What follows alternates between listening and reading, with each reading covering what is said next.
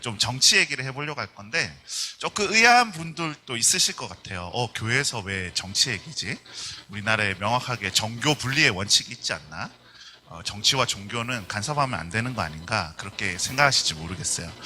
특히 사진은 우리 박근혜 대통령 탄핵 때 촛불 시위라고 그 사진인데, 사실은 그 사건 이후에 굉장히 우리나라에 전반적으로 정치적인 관심이 높아졌던 것을 아실 것 같아요. 그리고 그 어간에 광장으로 나온 그리스도인들도 있었습니다. 태극기 부대가 막 십자가를 짊어매고 나오기도 하고, 정광훈 목사님 이런 분들이 굉장히 탄핵 무효다 막 이런 식으로 집회를 하기도 하고, 그래서 사실은 그리스도인들이 그런 상황 가운데 조금 혼란을 느끼는 분들도 많았다고 생각합니다. 그리고 또 최근에는 동성애와 차별금지법이 굉장히 이슈가 돼서 모든 대한민국 교회들이 한 목소리로 그것을 막아내야 된다라고 외치고 있습니다. 또 이 코로나가 이제 전파되기 시작하면서 교회가 이제 소모임 금지 조치, 교회로 이렇게 공문이 내려오고 이런 사건들 보면서 그리스도인들은 과연 이런 상황들을 어떻게 바라봐야 되나, 또 어떻게 대처해야 되나, 어떻게 행동해야 되나 많은 고민들이 들 것 같습니다. 또 많은 분들이 염려하시는 것은 대한민국 정치가 너무나 양극단으로 분열의 정치를 펼치고 있다는 거죠.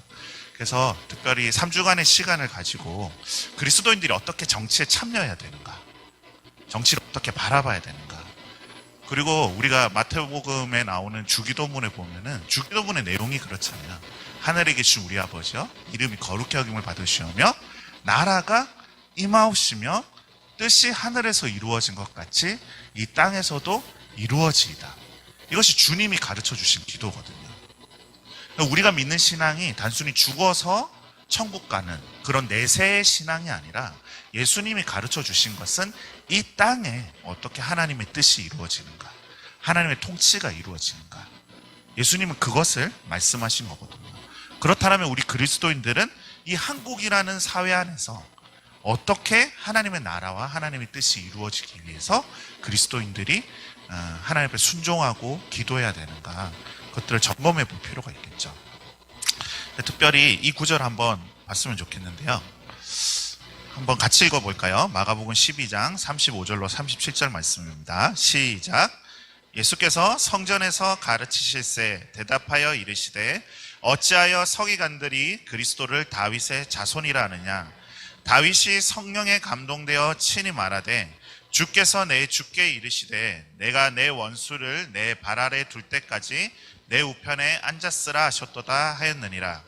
다윗이 그리스도를 주라 하였은즉 어찌 그의 자손이 되겠느냐 하시니 많은 사람들이 즐겁게 듣더라. 예수님이 공생의 이제 마지막에 예루살렘에 당도하셨을 때 바리새인과 사두개인들과 많은 서기관들과 이렇게 논쟁을 펼치시면서 이런 질문을 역으로 던지세요. 너희는 메시아가 다윗의 자손으로 올 것을 믿느냐? 모든 유대인들이 그렇다라고 대답을 했죠. 근데 예수님이 대뜸 다윗이 쓴 시편 하나를 딱 언급하시면서, 이게 시편 110편이거든요. 그 내용에 뭐라고 기록되어 있냐면 다윗이 쓴 시편인데 주께서 내 주에게 이르시되, 이 예전 개혁판으로 보면은 여호와께서 내 주님에게 이르시되 내가 내 원수를 내 발 아래 둘 때까지 내 우편에 앉았으라. 저는 이것이 굉장히 중요한 말씀이라고 생각을 합니다. 분명히 다윗이 쓴 시편인데 여호와가 보여요. 근데 다윗이 볼 때 여호와가 주님에게 너는 내 원수로 내 발 아래 둘 때까지 내 우편에 앉아있으라라고 얘기했다는 거죠. 그럼 지금 다윗이 이스라엘의 왕인데 다윗이 여호와의 보좌를 바라보고 있는데 여호와의 보좌 우편에 다윗조차도 주님으로 부를 수밖에 없는 어떤 존재가 또 있더라는 거예요. 다윗이 그 메시아를 일컬어 주님이라고 불렀다. 너희들 이거 어떻게 설명할래? 그러니까 바리새인들이 아무 대답도 못하고 돌아갔다는 거죠. 시편 110편을 여러분 보시면 굉장히 익숙한 구절입니다. 사실 같이 한번 읽겠습니다. 시작. 여호와께서 내 주에게 말씀하시기를 내가 내 원수들로 내 발판이 되게 하기까지 너는 내 오른쪽에 앉아있으라 하셨도다. 여호와께서 시온에서부터 주의 권능의 규를 내보내시리니 주는 원수들 중에서 다스리소서. 주의 권능의 날에 주의 백성이 거룩한 옷을 입고 즐거이 연신하니 새벽 이슬 같은 주의 청년들이 주께 나오는도다. 여호와는 맹세하고 변하지 아니하시리라. 이르시기를 너는 멜기세덱의 서열을 따라 영원한 제사장이라 하셨도다. 주의 오른쪽에 계신 주께서 그의 노하시는 날에 왕들을 쳐서 깨뜨리실 것이라. 문나라를 심판하여 시체로 가득하게 하시고 여러 나라의 머리를 쳐서 깨뜨리시며 길가의 시냇물을 마심으로 그의 머리를 드시리로다. 저희가 이 3절이 유명해서 많이들 알고 계실 거예요. 새벽 이슬 같은 주의 청년들. 근데 이것이 시편 110편의 맥락 가운데 있습니다. 1절에 방금 예수님이 마가복음에서 언급하셨던 그 구절이 있죠. 여호와께서 내 주에게 말씀하시기를 내 원수들로 내 발판이 되게 하기까지 너는 내 오른쪽에 앉아 있으라. 이때 말하는 주님은 누구일까요? 예수 그리스도이시겠죠. 그러니까 2절에서부터 시온에서부터 주의 권능의 규, 여전히 왕들이 통치할 때 쓰던 이 통치자의 호를 얘기하죠. 원수들 중에서 다스리소서. 그러고 저희가 잘 아는 주의 권능의 날에 새벽 이슬 같은 주의 청년들이 주께 몰려든다는 거예요. 그리고 히브리서에서 언급하는 멜기세덱의 서열을 따른 제사장 얘기가 나오고, 또 5절, 6절, 7절에 보면은 그 그리스도께서 결국 모든 열방의 왕들을 심판할 권세를 가지고 계시다라고 이야기를 해요. 이것이 나중에 복음서와 연결이 되면은 이해가 딱 되는 거죠. 예수님 마태복음 마지막에 뭐라고 얘기하시죠? 내가 하늘과 땅의 모든 권세를 가졌다. 그러므로 너희는 가서 모든 족속으로 제자를 삼으라고 얘기하시거든요. 예수님 어떠한 분이십니까? 하늘과 땅의 모든 권세를 가지신 분이라는 거예요. 온 열방의 왕들의 머리를 쳐서 깨뜨리시고 심판할 권세를 가지신 분이 예수 그리스도라는 거예요. 그래서 우리는 예수 그리스도를 우리 영혼의 구세주, 지옥으로 갈 수밖에 없던 우리 죄인을 구원하여 천국 가게 해주신 분, 이런 신앙을 갖고 있습니다. 그것이 우리가 믿고 있는 신앙의 한 측면이지만 분명히 성경은 무엇을 제시하고 있냐면 그리스도는 온 열방의 만왕의 왕, 만주의 주, 다스리시는 분, 심판자시라는 거예요. 이것이 사도들이 가지고 있었던 관점이었습니다. 이 시편 110편은 초대교회에게 아주 중요한 말씀이었어요. 우리가 사도행전을 읽게 되면 베드로의 설교, 바울의 설교, 스데반의 설교마다 시편 110편이 인용되거나 시편 110편의 사상이 그대로 사용이 돼요. 저희가 한번 볼게요. 복음서 마지막 장면에 보면 저희가 예수님이 승천하시는 걸로 끝나잖아요. 그러나 너무나 재밌게도 마가복음은 예수님의 승천 장면을 이렇게 표현하고 있어요. 시작. 주 예수께서 말씀을 마치신 후에 하늘로 올려지사 하나님 우편에 앉으시니라. 그러니까 저희가 지상의 눈으로 볼 때 제자들의 입장에서 저희가 생각을 해보자고요. 예수님이 이제 부활하시고 40일 동안 제자들과 함께 지내시고 이제 감난산에서 하늘로 올라가세요. 어느 순간 구름에 둘러싸여서 예수님이 보이지 않게 되었다는 거죠. 그 장면을 마가복음은 뭐라고 표현하느냐? 하늘에 올려지사 하나님 우편에 앉게 되신 사건이라는 거예요. 하나님 우편에 대한 표현이 어디에 나오죠? 방금 저희가 읽은 시편 110편. 예수님의 승천은 곧 시편 110편이 이루어진 거다. 예수님이 이제 하나님 보좌 우편에 앉게 되셨다. 이렇게 복음서의 저자는 본 것입니다. 사도행전 2장에 보면 이제 베드로의 설교가 나옵니다. 오순절 성령이 강림하고 막 방언을 말하니까 이스라엘 백성들이 몰려들었어요. 베드로와 11사도가 일어나서 예수님을 증거하기 시작합니다. 33절 시작. 하나님이 오른손으로 예수를 높이심에 그가 약속하신 성령을 아버지께 받아서 너희가 보고 듣는 이것을 부어주셨느니라. 다윗은 하늘에 올라가지 못하였으나 친히 말하여 이르되 주께서 내 주에게 말씀하시기를 내가 내 원수로 내 발등상이 되게 하기까지 너는 내 우편에 앉아있으라 하셨도다 하였으니 그런즉 이스라엘 온 집은 확실히 알지니 너희가 십자가에 못 박은 이 예수를 하나님이 주와 그리스도가 되게 하셨느니라. 어느 구절이죠?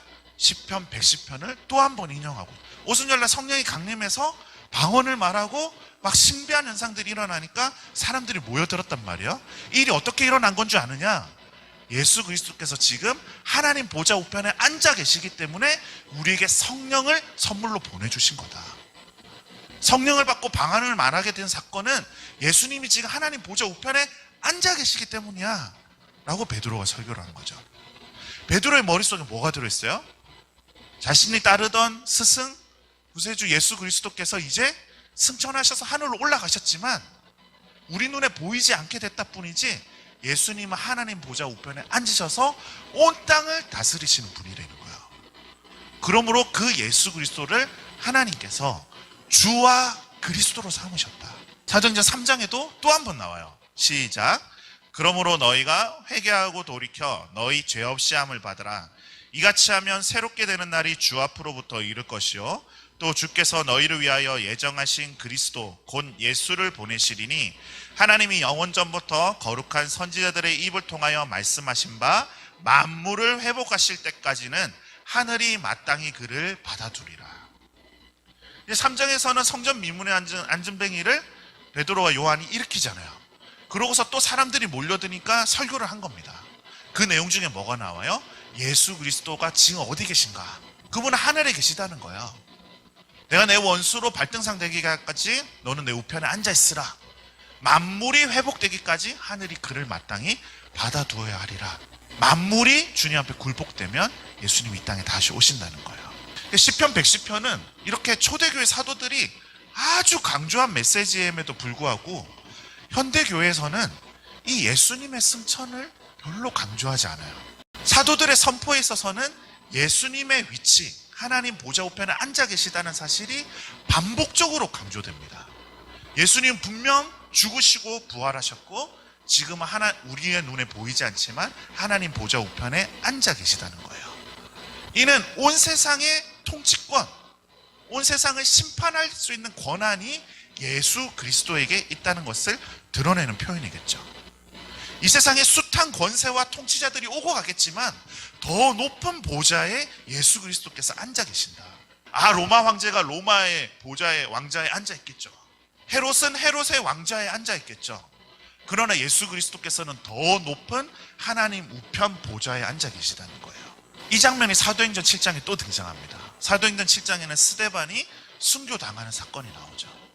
유대인 대제사장과 지도자들이 스데반을 모함하고 거짓 증언을 내세워서 스데반을 돌로 쳐서 죽입니다. 그러나 그 스데반이 죽어가는 광경을 여러분 한번 읽어보세요. 53절 시작. 너희는 천사가 전한 율법을 받고도 지키지 아니하였도다 아니라 그들이 이 말을 듣고 마음에 찔려 그를 향하여 이를 갈거늘 스데반이 성령 충만하여 하늘을 우러러 주목하여 하나님의 영광과 및 예수께서 하나님 우편에 서신 것을 보고 말하여 보라 하늘이 열리고 인자가 하나님 우편에 서신 것을 보노라 한대. 지금 스데반은 굉장한 비참한 모습으로 아무런 힘없는 모습으로 쇠사슬에 묶여서 대제사장 앞에 섰다는 거죠. 그리고 대제사장이 스데반을 심판합니다. 신문하고 심판했어요. 돌로 쳐서 죽여라. 그러나 그 죽어가는 순간에 스데반의 눈이 열리는 거예요. 대제사장이 더 높은 자리에 앉아서 나를 심판하고 있지만 스데반이 눈을 열어서 보니까 뭐가 보여요? 하늘이 열리고 하나님과 예수 그리스도께서 하나님 보좌 우편에 서 계시대요. 그럼 최후의 판결은 어떤 식으로 일어나겠습니까? 예수 그리스도는 스데반을 구원하시겠지만 지금 스데반을 심판하고 있는 대제사장은 어떤 결과를 맞게 될까요? 더 높은 왕이 계시다는 거예요. 그래서 사도 바울도 사도행전 17장에 아테네로 가서 이렇게 설교합니다. 30절 시작.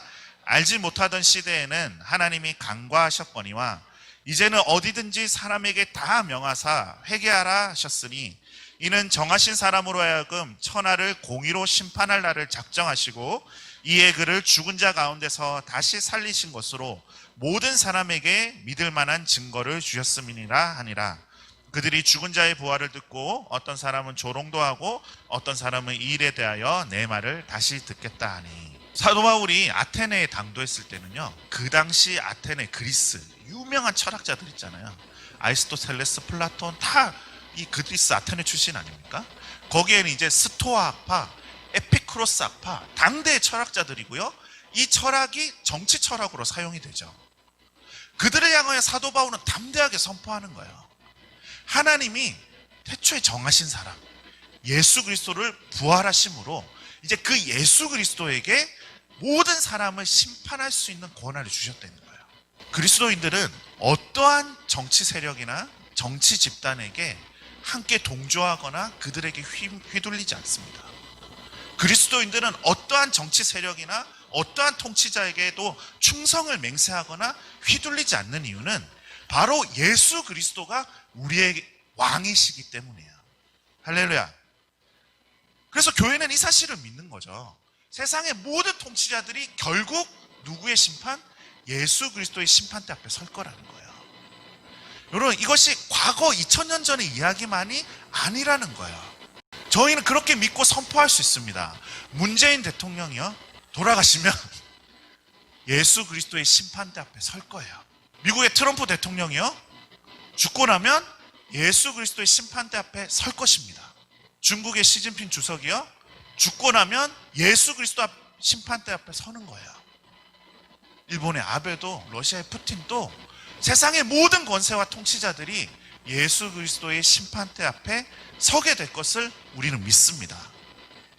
때문에 예수의 부활이 우리가 부인할 수 없는 역사적인 사건이듯이 지금 예수님이 하늘에 오르사 하나님 보좌 우편에 앉으셨다는 사실도 우리가 반드시 기억하고 바라보고 기도하고 선포해야 될 역사적 진실이라는 거야.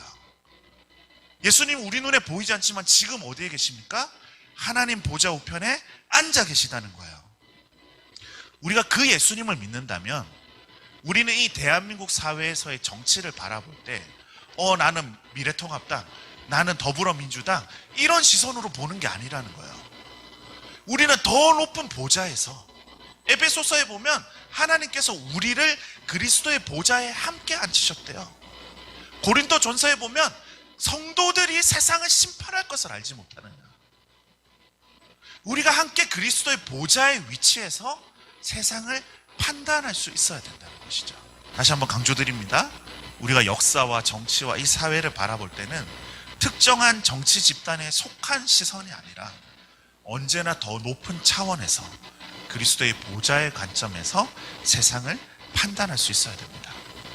때문에 오늘날 정치에 혼란을 느끼고 정치에 휘둘리고 있는 현대 그리스도인들에게 예수의 승천 메시지는 다시 한번 강조돼야 될 메시지라고 믿습니다.